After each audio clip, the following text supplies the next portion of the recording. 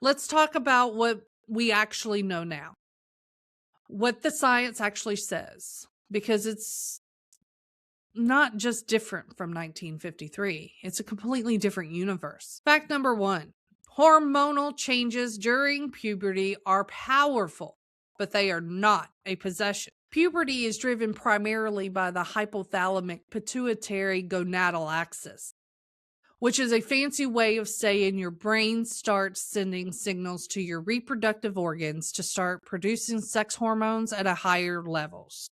In girls, that means increases in estrogen and progesterone. In boys, it's testosterone. In everyone, a whole cascade of physical, emotional, and neurological changes. And here's the critical thing.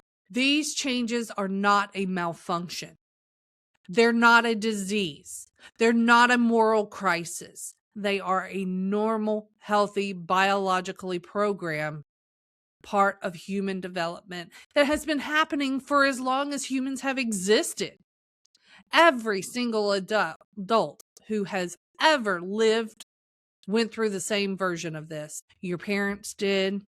Your grandparents did. The guys who wrote that 1953 book did. The emotional intensity that comes with puberty, that's real. I'm not dismissing it. Adolescent brains are undergoing massive remodeling. The prefrontal cortex, which handles decision making and emotional regulation, isn't fully developed until your mid-20s. So yes, teenagers feel things intensely. They react strongly. They're navigating a world of new sensations and social pressures with a brain that's literally under construction. But that's not possession. That's development. And the appropriate response isn't shame. It's scaffolding, support, education, and patience. The same way you wouldn't shame a toddler for falling down while learning to walk. You don't shame a teenager for having big feelings while their brain is learning to regulate them. Fact number two, having thoughts and feelings about sex is not wicked. It's biology. Let me say that again for the people in the back, okay? Having thoughts and feelings about sex during adolescence is biologically normal, period.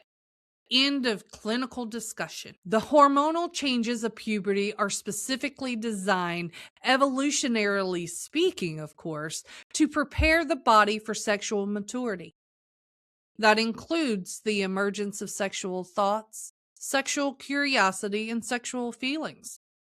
This is not a design flaw. This is not evidence of moral corruption. This is your endocrine system doing exactly what it's supposed to do. Now, does that mean teenagers should act on every impulse? Of course not. That's where education comes in. That's where conversations about consent, about readiness, about safety, about emotional maturity come in. But there is a galaxy of difference between saying, let's talk about how to navigate these feelings responsibly, and saying, you are wicked for having them. One builds a competent, self-aware adult. The other builds a shameful spiral. And the research backs up this overwhelmingly. Studies consistently show that comprehensive, shame-free sex education leads to later initiation of sexual activity. Not earlier, which what the fear-mongers always claim. It lowers rates of teen pregnancy, lowers the rates of sexually transmitted infections, higher rates of contraceptive use when sexual activity does begin. How about better communications in relationships? Higher self-esteem and body image. We can all use that. You know what shame-based approaches lead to? The opposite of all of that. Higher rates of risky behavior, more secrecy, less communication, more trauma.